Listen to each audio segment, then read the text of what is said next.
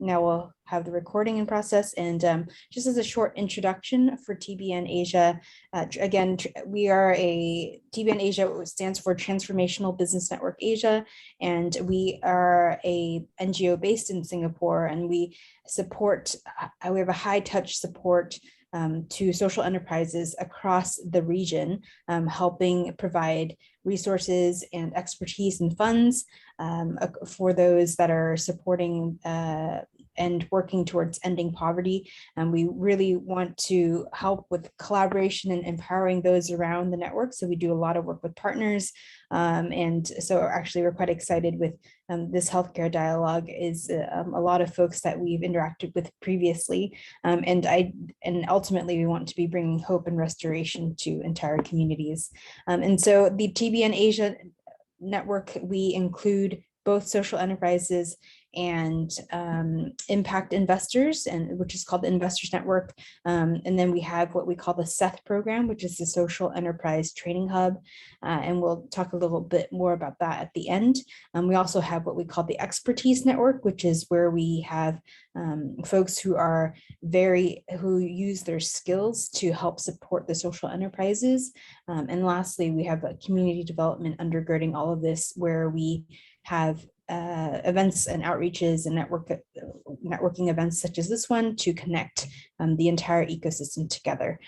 So the idea again is to have this ecosystem being built out, and one of the parts of doing that is to do deep dives into various areas. And so today, again, welcome to the Healthcare Dialogue. I'm going to hand it over to June, and she'll kick us right off.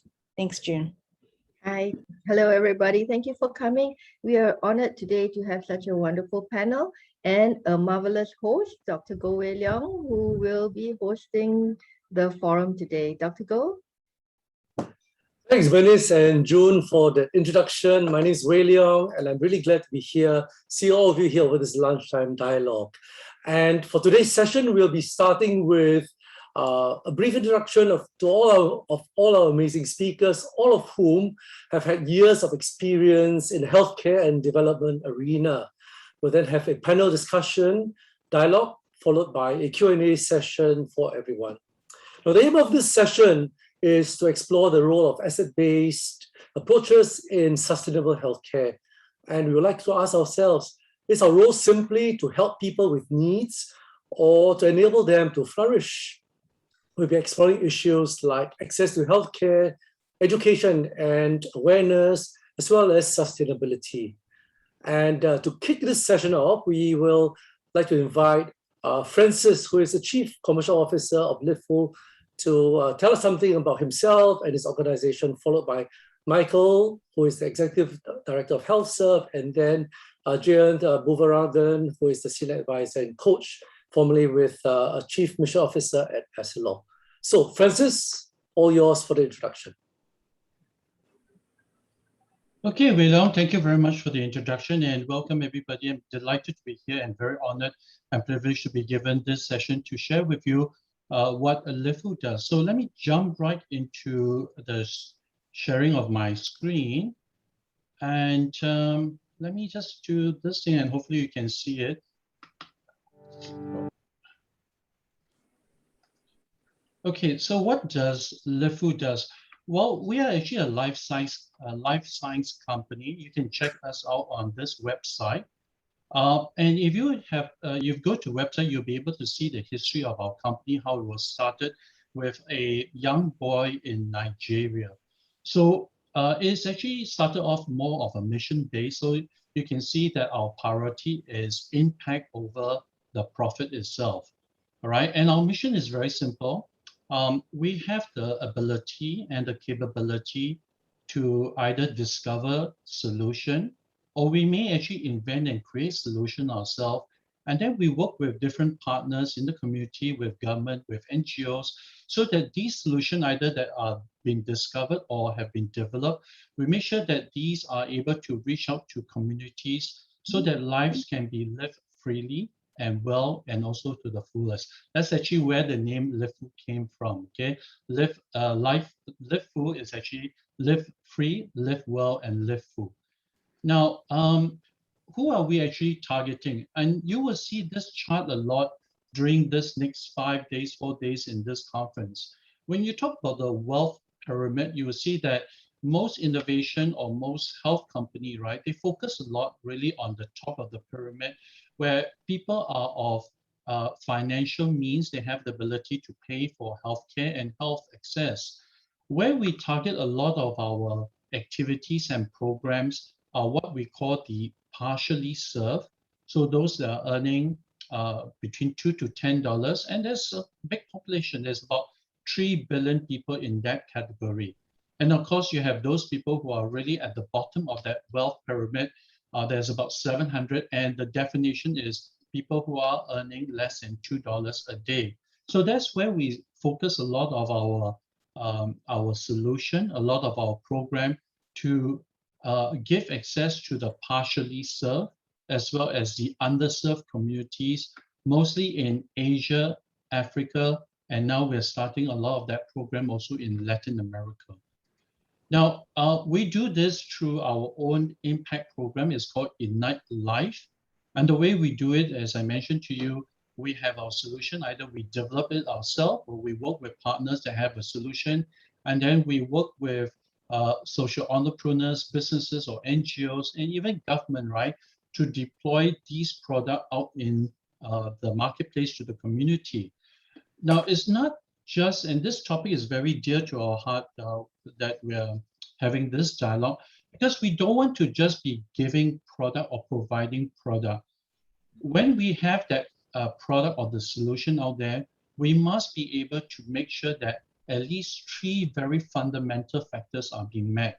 Number 1, does it improve the health access, right? Number 2, does it help to create jobs? And number 3, right, does the job do the jobs or do what we are doing? Do they actually have a sustainable income to the recipient? So I'm going to play a very short video and just to give you an idea what actually we do, and one of the solutions that we have been rolling out to communities, especially those who are bottom of the pyramid or middle of the pyramid. And I'll run this video so you can have an idea what we do.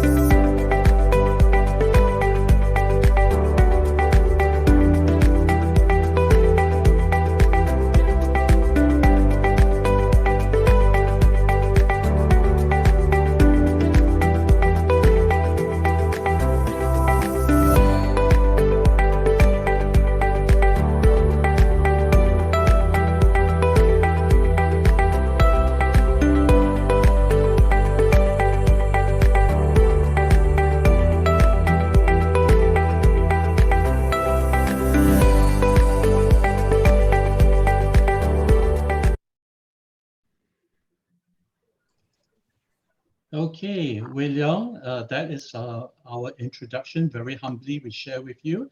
I'll hand it back to you, Leong. Yeah, thank you so much, Francis. I can't wait to get hold of this, the world's most effective repellent. I think we need it much in Singapore, isn't it? Now, it's my honor now to invite Michael, my colleague, to tell us something about Healthserve and about yourself. Yeah, thank you so much, Leong. Right, I'm just going to share a little bit about Healthserve, but before that, just let me introduce myself. I'm Michael.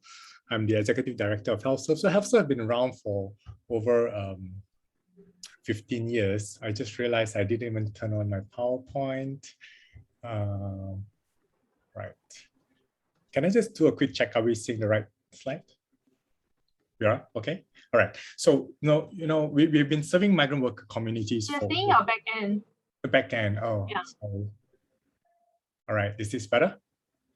Perfect, thank you. Okay, great. So, I'm not sure if you're aware that there are over 848,000 migrant worker communities in Singapore. These are these are the ones that includes foreign domestic workers in Singapore. There's quite a large pool of workers in Singapore, and these are the people group whom we are helping.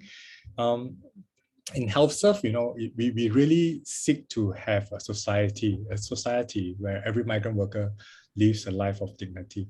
And this is something we should champion all the time. We want to bridge communities, we want to bring healing, and we always want to inspire hope, right? And in Healthserve, we provide quite a fair bit of services. We provide medical care, mental health program, casework, outreach engagement, education.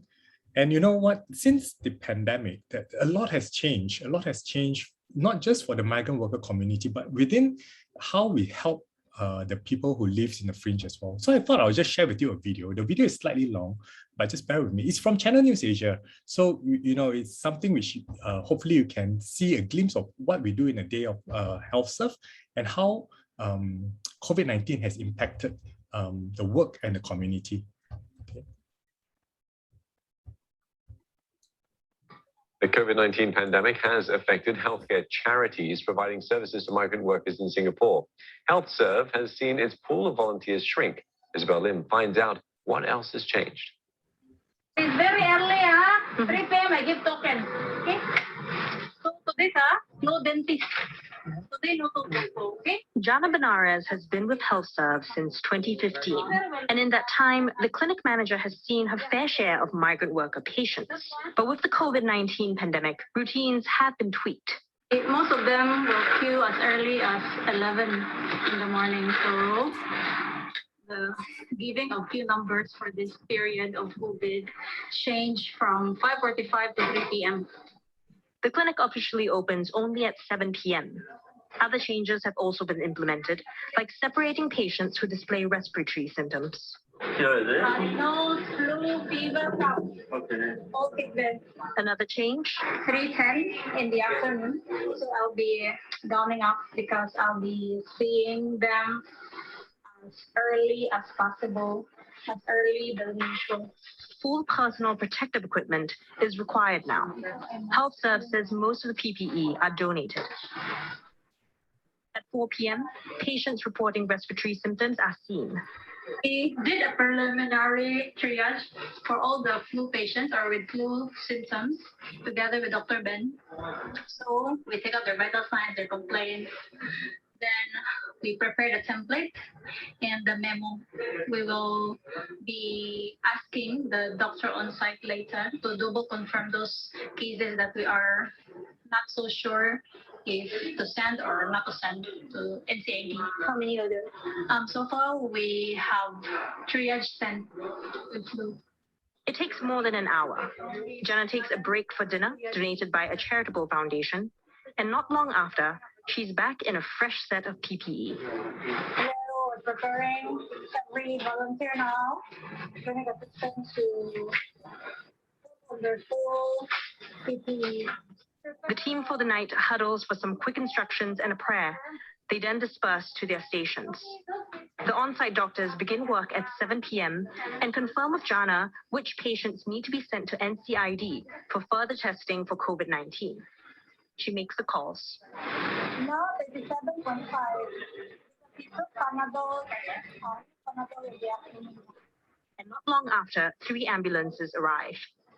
Volunteers hand out care packs containing items like towels and a prepaid SIM card to patients so they can keep in touch with family. Take care, brothers, okay? Take care. All right, no problem. They will take care of you. After ensuring patients get into the ambulances and others have seen a doctor, Jana and the team call it a night close to 9:30 p.m. Glad to have served, I think tonight about 30 to 35 patients. We sent about 7 to NCID. Right. So yeah, calling it a night and let's rest up. And I mean, next week will be better in the sense that it's just tiring. There's a final debrief. How are we today? Anything to any like improvement or highlight any patient that you encounter struck you? They take a moment, and next week, they'll do it all over again. Sacrifice to come myself and migrant workers, and thank you for your hard work. The COVID-19 pandemic. Right. So I don't know whether you managed to hear some of the words that we said. So example, like the workers come at 11 o'clock to queue for a 7 p.m. Clinic time. Some of the meals were actually provided by communities. They actually donated the food to us. So this is what community looks like when we come together to serve the marginalized. And that's what Healthserve do. We build a community around to be able to engage the workers and provide healthcare. So this is the introduction of Healthserve. So back to you, Leong. Thanks, Michael, for setting the stage on all the work that we do in the midst of a pandemic. And that's why you're here together online at this webinar. And now it's a privilege also to introduce Jayanth, who was the Chief Mission Officer at Essilor, and to tell us about himself and his vast global experience. Jay, over to you. Hi, thank you, Leong, and it's a pleasure to be along with the esteemed panelists who are doing some brilliant work. So thank you for giving me the opportunity. For a change, I will not have a video. I'll talk a little bit more about the work which we have done. So my own background has been primarily in eye care for over 25 years. And over the last 15 years or so, my focus has been on building first-time access to primary eye care in far-flung areas all over the world, not just in Asia, but also in Africa and Latin America, and pretty much wherever the BOP markets exist. I come from a belief that business can be a force for good, and businesses have a role to play in, businesses have to be included in the dialogue to bring societal development, and they cannot be outside of it. They have much more bigger role to play than just writing checks, because they have the best of talent, they have the best of resources, and the best of intent. And that's in a way what I've been trying to do. So I retired, as Leong said, recently from Essilor Luxottica as the Chief Mission Officer, a position that I held for over 10 years. I believe I was the first one in the world to have had that position. But right now, my focus is primarily on helping companies drive purpose-driven transformation, being a part of the overall societal dialogue, and helping societies and unlocking potential. So that's one. I'm very passionate about a few things myself, which I continue to work on in my new role. First one is obviously about creating access, healthcare access, primary access to the far-flung people, and exploring the intersection of technology to bring in new levels of medical diagnostics and interventions. So this is an area which I'm passionate about and I continue to work on very rigorously. The other one is also in all these models that we build is to build this model in a sustainable manner. There's a model which we have built which created access to 400 million people, which is called the iMitra, which we can talk about a bit later. So that's a model which for eyes and like that for healthcare is something which I want to build. And lastly is the work which is quite nascent now, is around development financing and innovative financing to bring in money for developmental purposes, not just depending on governments. So I'm part of a founding board called the Vision Catalyst Fund, which actually aims to raise $1 billion through development financing and other innovative financing models to help bring eye care. So I believe that this is another way of bringing resources into the area of creating access for the base of the pyramid markets. So that's a few things which I'm passionate about, which I work on.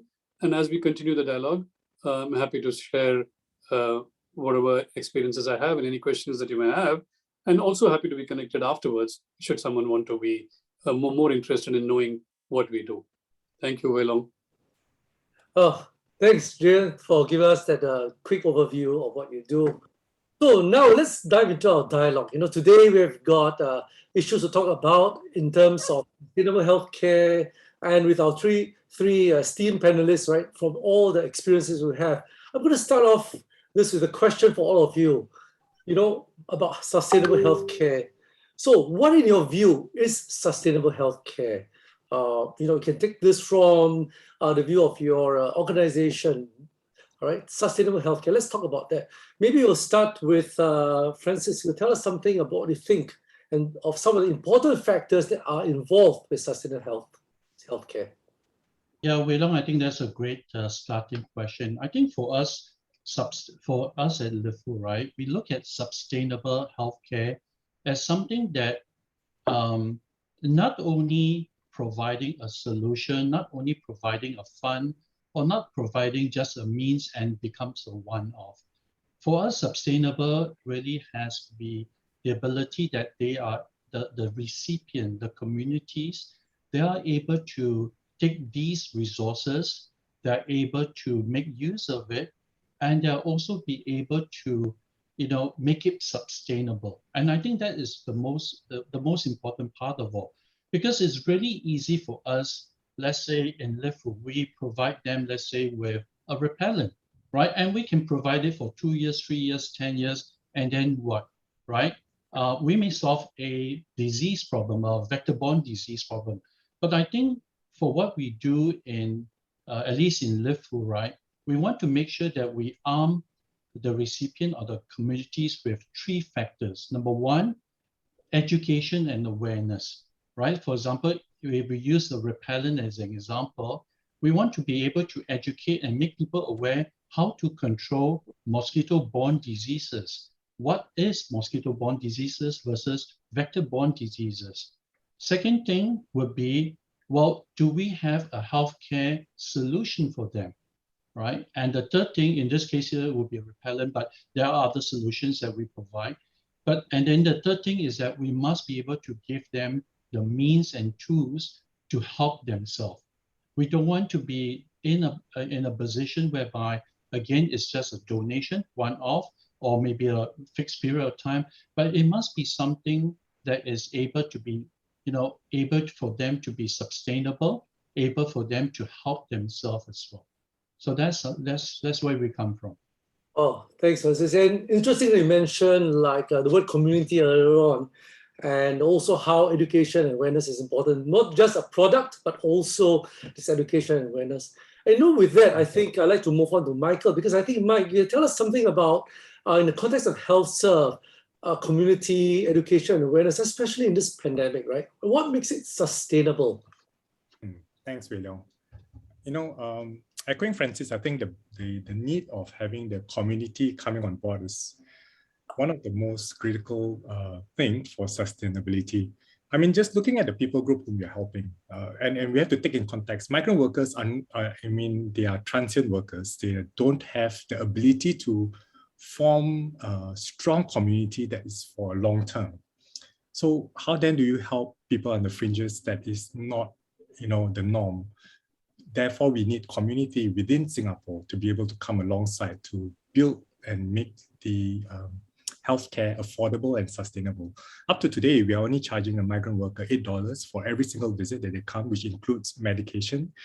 For any chronic disease as well, we actually charge $15, and we actually give them 3 months worth of medicines. And those are only possible when the community come alongside to support the cause for the workers. Well, thanks, Michael. We talk about cost and the cause of this whole thing, right? I mean, I think, with money, I think someone like Jay may be able to give us some, factors that are important in sustainability, isn't it? In terms of means, in terms of funding, perhaps tell us something about your views on sustainability, Jay. Yeah, sure. Thank you, Wei Leong. And I'll talk about the sustainability from a healthcare delivery angle. So, by definition, healthcare is not a one-shot cure, right? Because healthcare is something which people need through their lives. The other thing is historically, servicing the poor has been through grants and other things. And when the grants dry up, then these healthcare also services delivery vanish. So therefore, I think the need for sustainability to have something always forever for these people who need this healthcare. For me, I think the sustainability comes from starting with getting people involved in solving the problem, the people for whom we are creating healthcare. That is by empowering them, by creating awareness for them. And empowerment can come through knowledge. Because you see, when you talk about sustainability, there's a shortage of trained doctors, and doctors are not there to go into these villages. Do we wait for the doctors to get trained to go to the villages, or can we create a primary healthcare network with some basic training, with the technology intervention, who can then be connected into the bigger system? And this can happen only when you empower the people with knowledge, when you empower the people with solutions, when you empower them with some seed capital to help them to create their own primary healthcare system inside their own communities. So this is where the financial part comes, where you can actually give them a seed capital, make them entrepreneurs, make them social entrepreneurs who can actually deliver healthcare in their own areas, and then get them plugged into the bigger system. This is the dream I have. And this is something which we have done quite effectively in eye care with the iMitra model, where we found that there were no primary vision care in villages. And we just took the young people, men and women, trained them for a few months, gave them training in entrepreneurship, gave them tools, gave them a $500 grant, and asked them to go and create micro enterprises to deliver vision care in their villages. Today, it's the largest rural eye care network in the world. You know, there are more than 15,000 of them. So it's been done. It's not something which can't be done, but it's much more heavier lifting. But that's where I think all the big guns will have to get in to do this heavy lifting for the betterment of the world.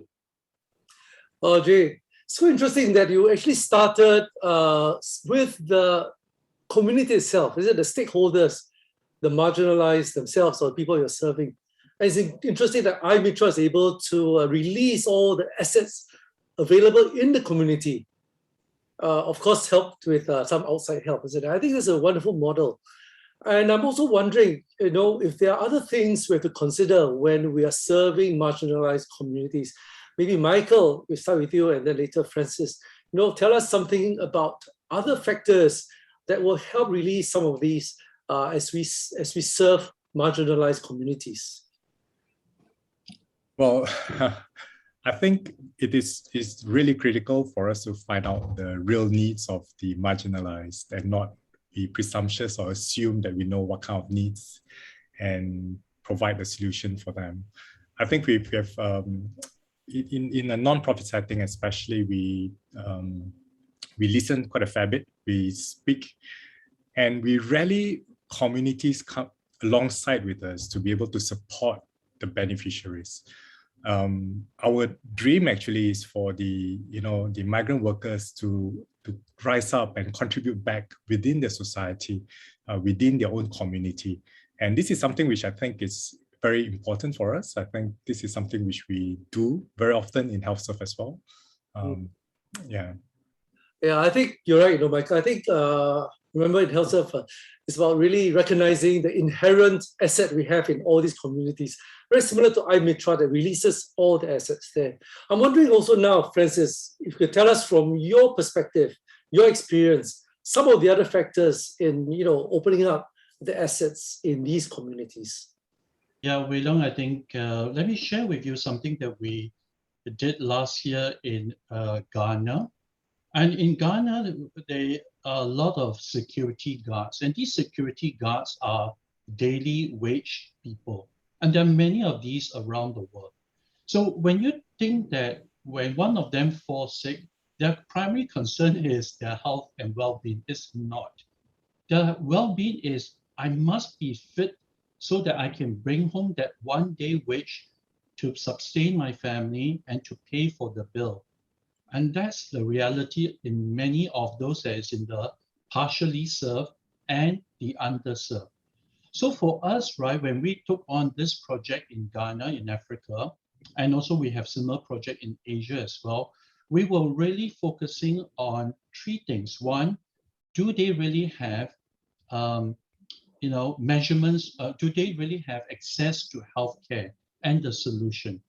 Second thing, and I think from what Jay was talking earlier on social entrepreneurs, social enterprises, and so forth, how can we help them in job creation and also having a sustainable income, right? Again, to Michael's point, we need to understand what they're looking for.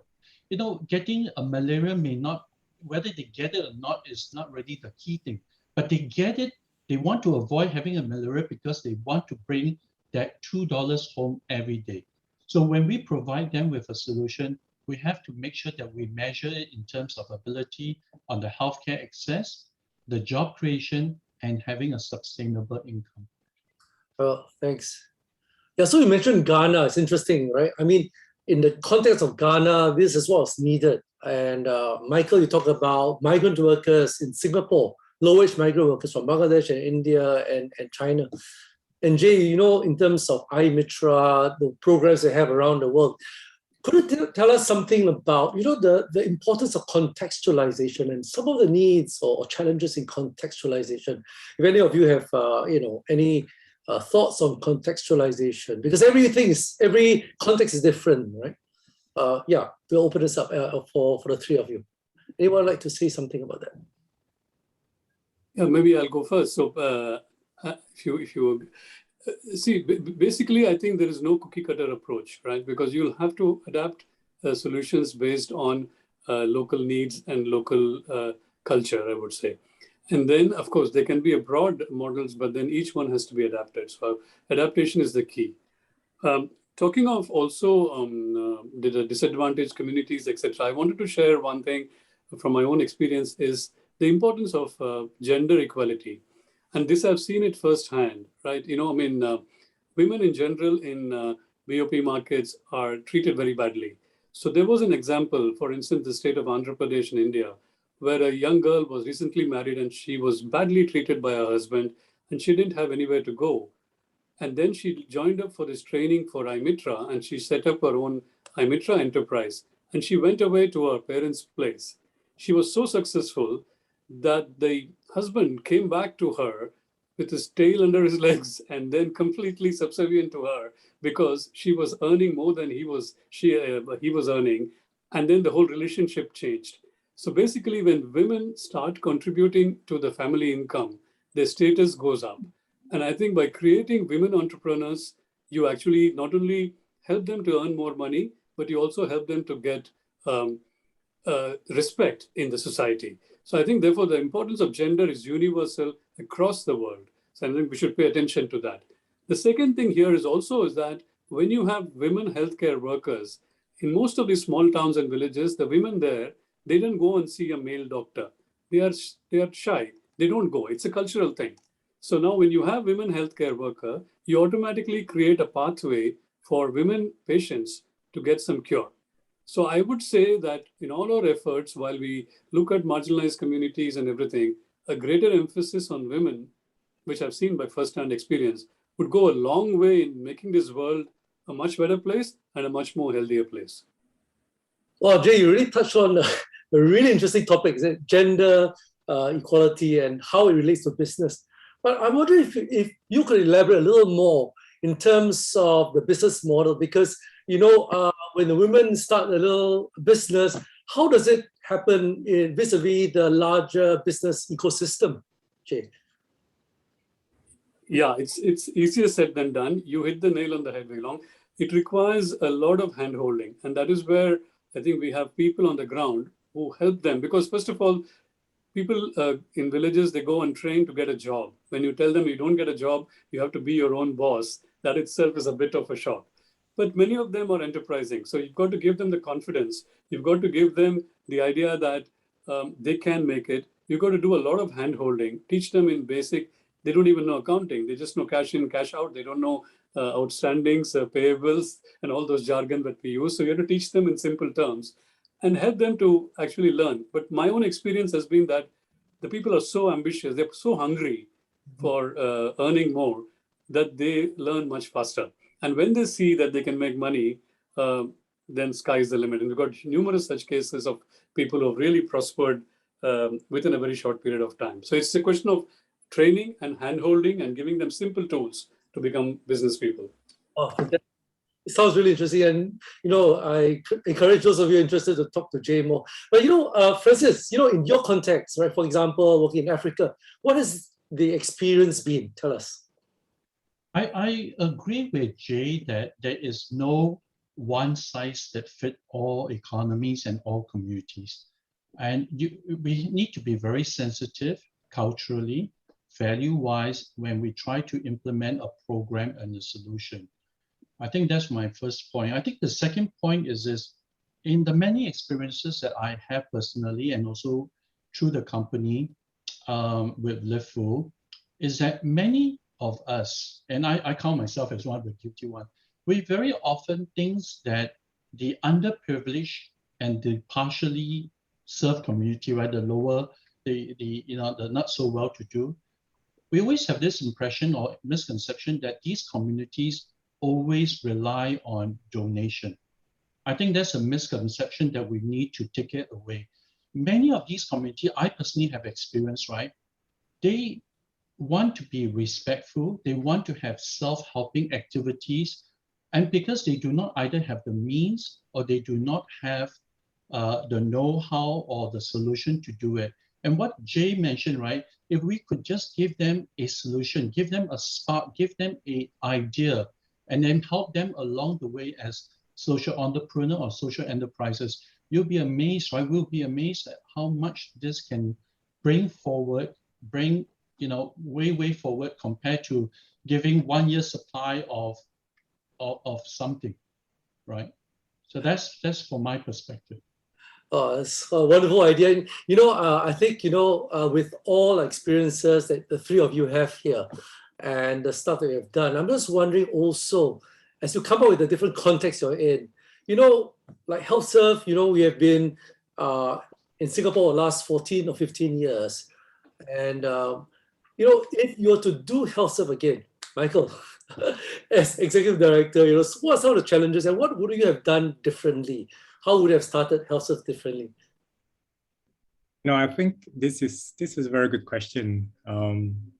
As through the years and with the experiences of just helping and journeying with the migrant worker community, we try to understand what stops them from seeking help. What are their health seeking measures? What do they do? How do they cope? And when is it that they will really want to seek help, right? So,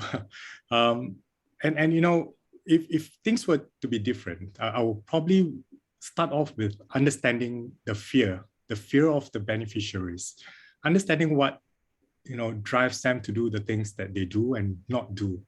Most of them actually know they need treatment, they need help, they need healthcare, they need but there are certain things that actually, in terms of the fear factor, it actually disallows them or it actually discourages them from actually come forward to get help, let alone build a community, let alone find resources and so on and so forth.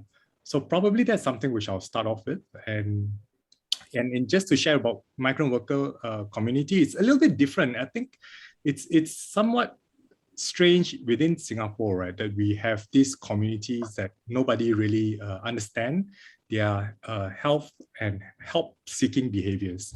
Why they don't come forward to ask for medical care, or one of which we know for a very fact that they are very afraid to be sent home. They don't want their employers to feel that they are weak and that they are not able to contribute, and therefore they will be sent home.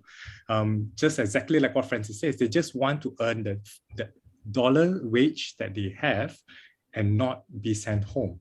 And then how then do we come alongside with the worker to encourage them to seek the right treatment, to get the right treatment, and then to work with them to recover well again. So those are the things that we do here. You mentioned about listening and understanding them, right? Now, in the interest of time, I'd like to invite those of you here to write in your questions on the chat group, because after I round off this session of this dialogue, we are going to have the Q&A. So feel free to write in your questions in the chat group. Now, just to round off, I'm just wondering for Jay and Francis, if you were to do Livful or Essilor, this mission differently, what would that look like? Yeah, share with us some thoughts. Yeah, if you have some. You guys have done brilliantly, but if there's something that could be done differently, what would that be? Jay, you go ahead. Okay, you put me on the spot.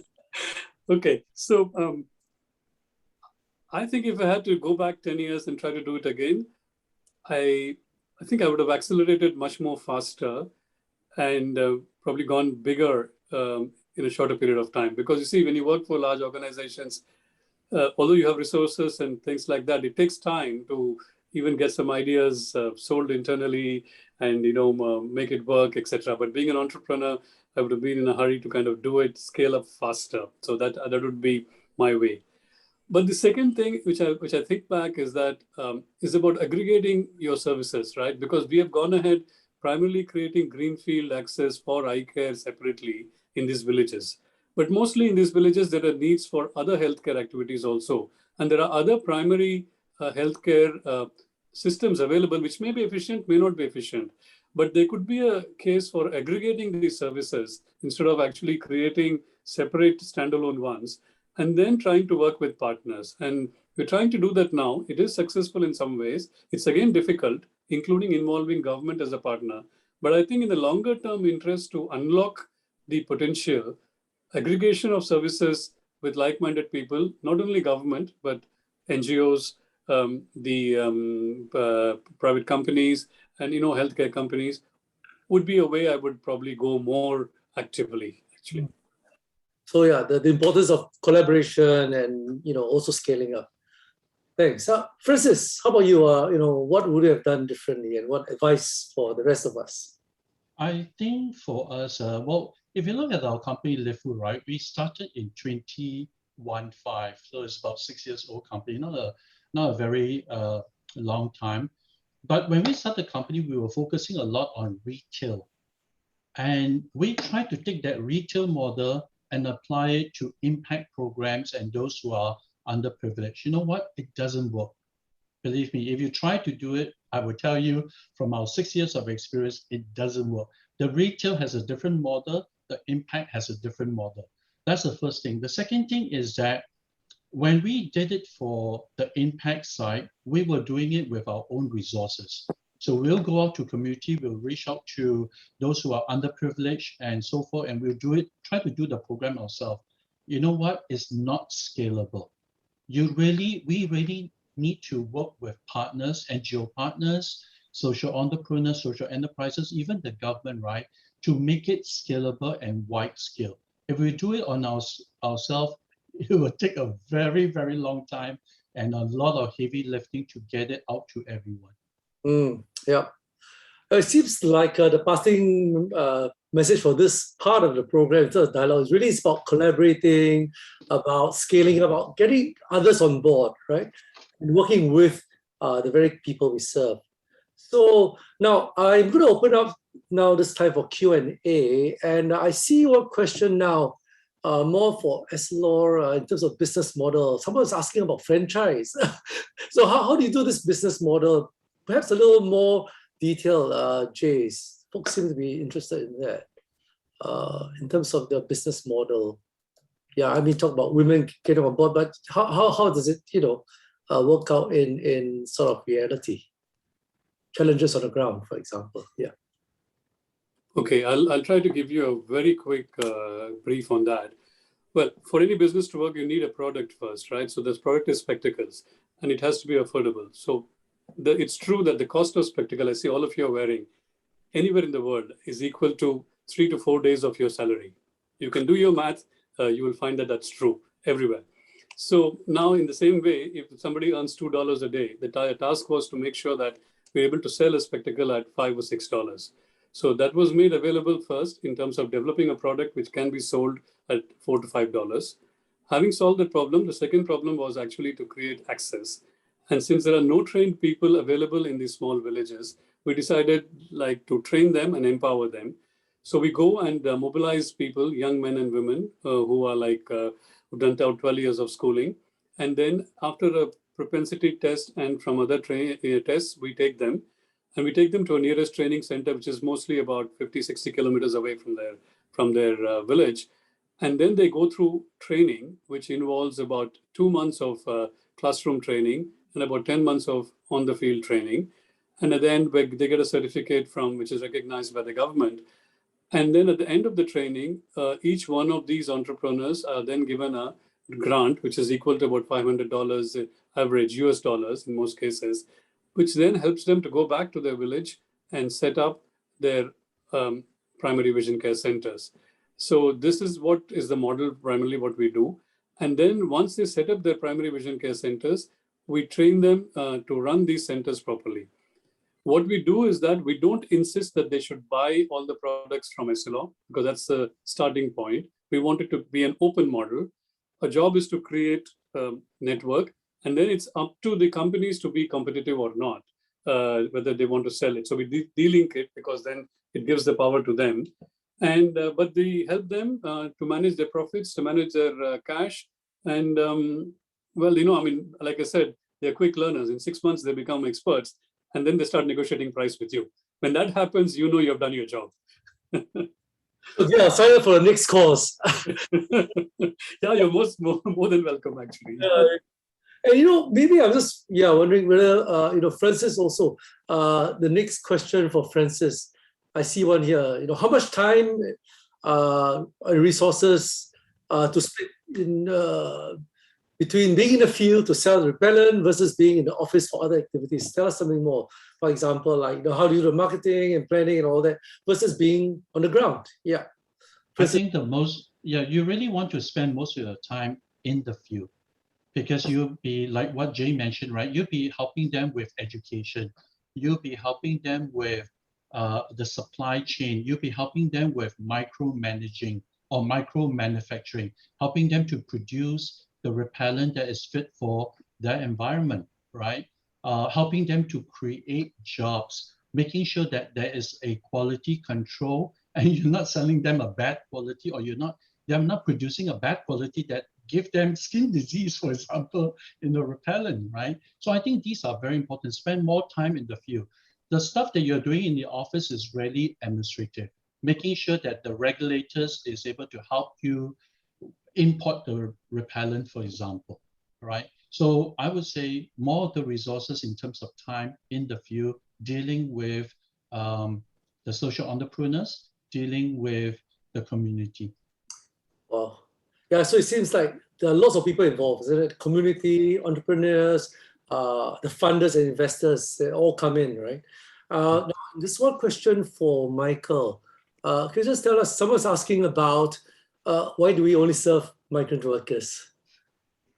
What happened to the rest of the low income?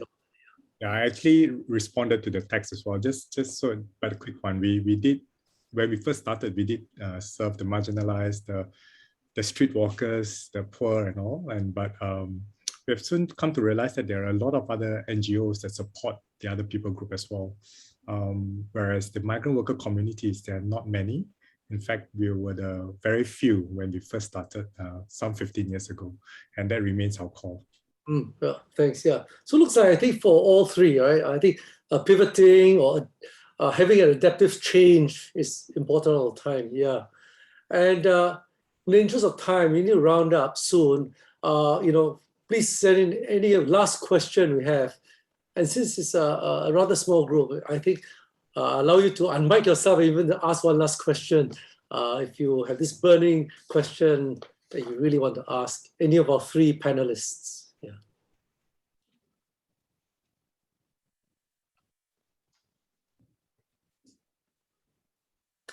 Anyone? No last questions? Well, I think if not, I think today, in terms of this panel, we've really delve into what it means to have a sustainable healthcare approach. And we have seen a business model about collaboration, about community, about having the asset-based knowledge, asset-based community development, and involving the entire ecosystem. I think that's fantastic. And this slide will give you details of how you can contact Francis, Michael, or Jay if you have more questions. And I really encourage you to talk to them and to just be in touch with them, because they've got lots and lots more stories. I know all three, and I especially one of them very well. Feel free to contact us. And so, but before we end, I'd like to invite Bernice now to tell us something about Sept. Yeah, actually, before we go, would it be possible for each of the panelists just to finish off with talking about how volunteers or how folks who are interested to get involved, what are some volunteering needs that you need? How can the average person, maybe they don't have a extensive health background, but they want to get involved with your organization. And what would that look like for you, Jay, Michael, and Francis? Yes, please go ahead. Maybe Francis, then Mike. Okay. Yeah. Okay, well, thanks, Bernice. First and foremost, you don't need to be a health specialist. You don't need to have a medical degree and so forth. I myself do not, even though I do have a public health degree. But what we really need are engagement, right? Again, as I mentioned to you in the talk itself, right? We cannot do this by ourselves. We need partners. We need people who are able to, your community, you know what's needed. Reach out to us so that we can actually help you to tailor something specific to your community. We do not know what is the disease that is combating. You know them better, so reach out to us and see what we can do together. Visit our booth if you are available. Just visit our booth. Thanks, William. Yes, Michael. Yeah, thanks. Well, Healthserve is located in Geylang area, so we're in Lorong 23. Just drop by to visit us anytime. We are a volunteer-run organization, and we are very community-based. So we need volunteers from all walks of life, from actually, be it from the medical care, doctors, nurses, to just befriend us for anyone who is keen to serve. We have a lot of outreach engagements as well. So due to the current situation, the outreach has been quite curtailed, but we still continue to go to the dormitories. We go to a place where they call recreational center. So if you're keen to find out more, do write into me. We want to engage youth, students, university students, and provide them training and also sharing with them what migrant workers go through. And we actually provide quite a lot of education and engagements with the migrant workers, and we don't really need a defined skill set. We actually provide training, and so for anyone who's interested, can just always write in or just reach out to me anytime. All right, great. That's exciting too. And Jay? Yeah, I'll talk about another topic is that I think we need more such forums like what TBN is organizing here, because I've met a lot of young social entrepreneurs who are looking for ideas, who are looking for support, who are looking for how they can scale. And at the end of the day, I think this kind of platforms help a lot in connecting with each other and giving each one of us confidence. So I think, first of all, we need to have more such programs. And the other hand is that, like Francis said, you don't need to be a healthcare doctor to be a volunteer. There are many opportunities available, and happy to kind of connect people in different geographies around the world, either in volunteering or in terms of mentoring social entrepreneurs or working with them. We can support them in a million of ways, actually. Yeah, I agree with you, Jay. I think TBN is a fantastic platform and network for those who like to, explore causes and to do something different. And in line with this, let me just maybe pass the time to Bernice, who will tell us more of the Sept program. Sure, thank you. And actually, we also mentioned this in a few of the sessions earlier, but for those of you who are interested in hearing more from social enterprises, this Saturday would be a great option. We have 32 social enterprises from across the region, including Livful, who will be sharing a little bit more about their social enterprise and also ways that folks like anyone can help out with. I just want to spend a few minutes talking about the Sept program, which is it's an investment readiness program for social entrepreneurs, in case you happen to know any, or in case you are interested in preparing for investments. It's essentially a program for post-revenue entrepreneurs that are looking to raise their first institutional round of funding. We aim to mobilize 1.5 million impact investment dollars through our network. again, and through creating new jobs and serving low income folks through these social enterprises. And we're really, it's a 6-month program that's designed to kind of talk through the different topics of your vision, your strategy, but also to go through your operations, help you with your pitch and your investment, and to make sure that you're in a good place before you begin pitching. And to actually what Jay was speaking about, this is really helpful for those that are already have been in operation for a few years, but they're really looking to scale up and to really ramp up. And so that's why we just wanted to share with you that we're really excited about this last cohort that we're running, which will begin in November. Again, these are the different topics we'll go through talking. We really want to focus on the entrepreneur and helping them be reinvigorated, talking about financial impact modeling. And you might have heard of the term theory of change thrown around a little bit and making sure that's solid, but also going through the operations and pitching and investment preparation.